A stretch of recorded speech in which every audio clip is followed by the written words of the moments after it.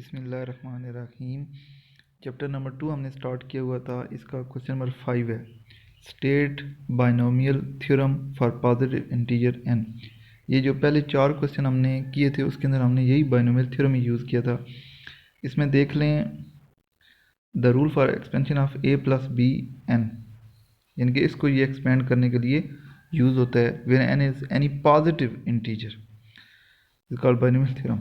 तो इसको ओपन करने का तरीका ये होता है कि a plus B whole power n, तो n0 n1 n2 ये n तक जाता है, ठीक है। उसके बाद आता है a की पावर मैक्सिमम स्टार्ट करें an, फिर एक कम कर दें n-1, फिर एक और कम कर दें, करते करते ये 0 तक जाता है। जो b है b 0 से स्टार्ट होता है, फिर एक इंक्रीज करते जाएं b3 और bn, तो ये कहलाता है binomial theorem. n0 an b0 इस तरह सो ऑन।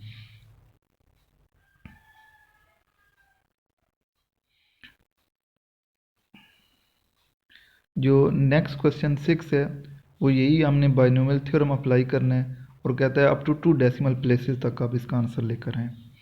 चलिए क्वेश्चन देख लेते हैं। हमारे पास क्वेश्चन है 1.02 होल पावर 10।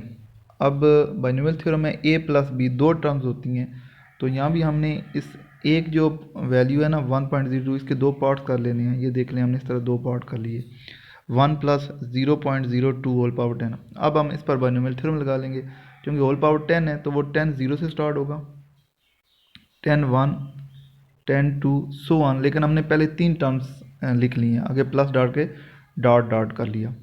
अब जो ए टर्म्स होती है उसमें वो 1 है, वो पावर 10 हो जाएगा, फिर पावर 9 होगा, फिर पावर 8 होगा, एक एक कम करते जाना है। जो बी होता है वो 0 से स्टार्ट करते हैं, पहले पावर 0 ले ली, फिर 1 ले ली और फिर 2। तो हमने 3 टर्म्स लिखी हैं। हर टर्म में मज़ीद वो 3 चीज़ें होती हैं, एक कोफिशिएंट होता है, फिर पहला वेरिएबल होता है, फिर दूसरा वेरिएबल होता है। ये हमने लिख लिया है।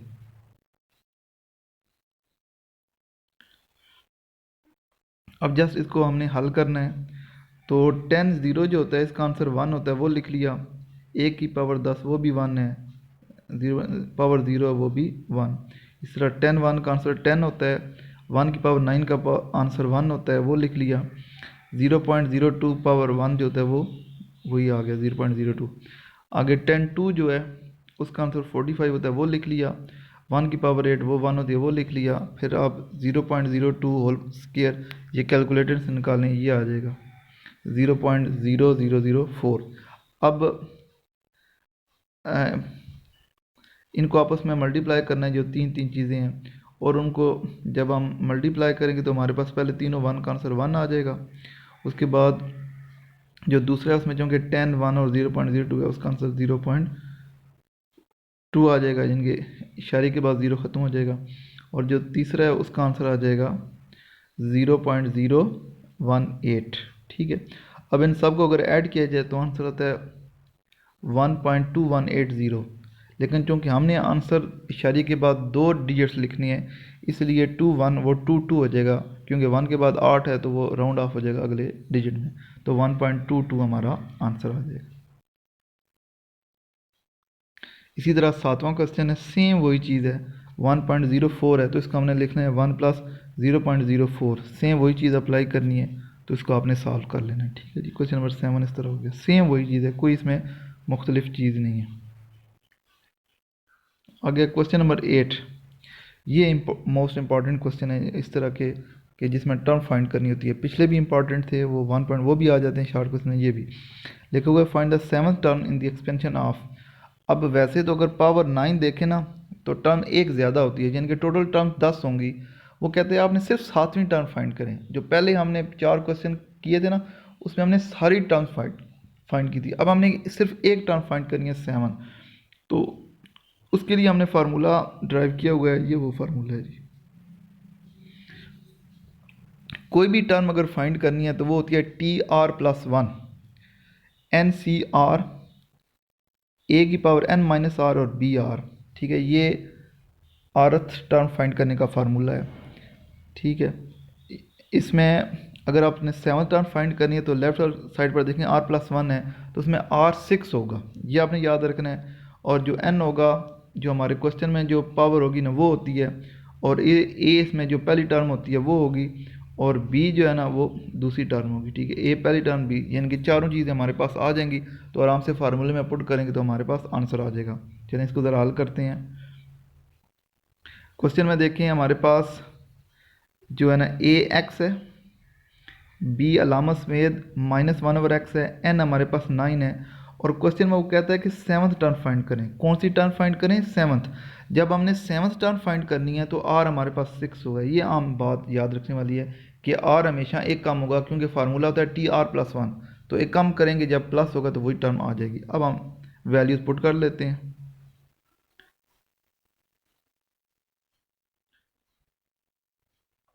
चलिए जी, अब फार्मूले में वैल्यू पुट करें। ये हमारे पास फार्मूला है, इसमें वैल्यू पुट कर दें। आर 6 है तो 6 जमा 1 7 हो जाएगा, और एन 9 है, आर 6 है, 9C6 हो जाएगा। ए हमारे पास एक्स है, उसकी पावर एन माइनस आर है, तो 9 - 6 हो जाएगा। बी हमारे पास -1/x है, उसकी पावर 6 हो जाएगी, ठीक है। ये मैं ये वाली लाइन पढ़ रहा हूँ। उसके बाद अब इसको हल करें। 6 प्लस 1 है वो 7 हो जाएगा। दूसरी तरफ NC6 का आंसर 84 होता है, वो लिख लिया। 9 - 6 वो x की पावर 3 होगी, और -1/x की पावर 6 है, तो चूँकि पावर 6 है तो वो माइनस ख़त्म हो जाएगा, इवन पावर हो तो माइनस ख़त्म हो जाता है, और 1/x की पावर 6 आ जाएगी। ये हमारा लाइन हो गया। अब इसको मज़ीद हल कर लेते हैं। चूँकि ऊपर x3 है, नीचे x6 है, तो नीचे x3 आ जाएगा, तो हमारा आंसर आ जाएगा 84/x3। तो देखें बहुत आसान सा इसका सिम्प्लिफिकेशन है कि आपने फार्मूला याद रखना है TR+1 NCR, ए की पावर n-r और बी आर। तो इस तरह हमारा ये क्वेश्चन हल हो गया। क्वेश्चन नंबर 9, वो कहता है find the 6th term in the expression of. Same वही चीज़ है, इसमें देखें क्योंकि 6th टर्म है r 5 हो जाएगा, ए हमारे पास x है, और b हमारे पास 3y है, और n हमारे पास 10 है। फार्मूले में वैल्यूज पुट करेंगे तो हमारा आंसर आ जाएगा। इसको आपने हल कर लेना है, क्वेश्चन नंबर 9 हो जाएगा। इसके बाद है क्वेश्चन नंबर 10। क्वेश्चन नंबर 10 में देखें फाइंड द 5th टर्म। इसका मतलब है यहाँ r जो है वो 4 होगा।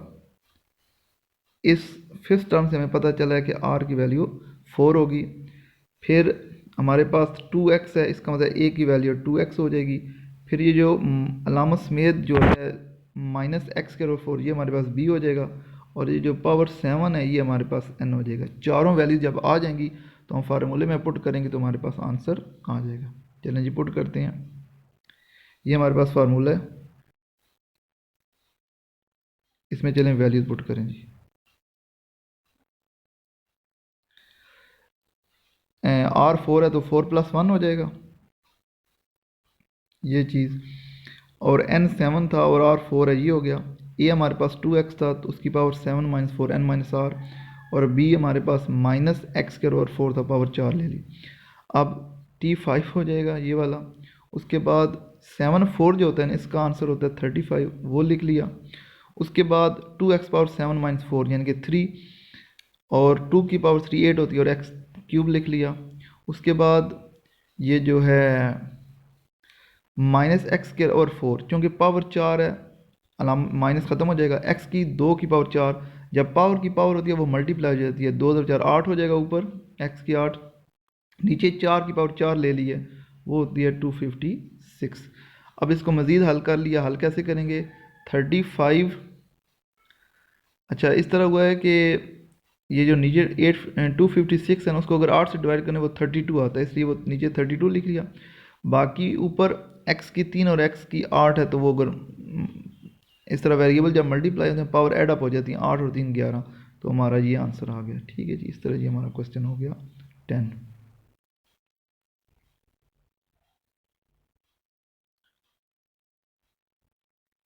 चलें, ये आज का लेक्चर कंप्लीट हुआ। शुक्रिया।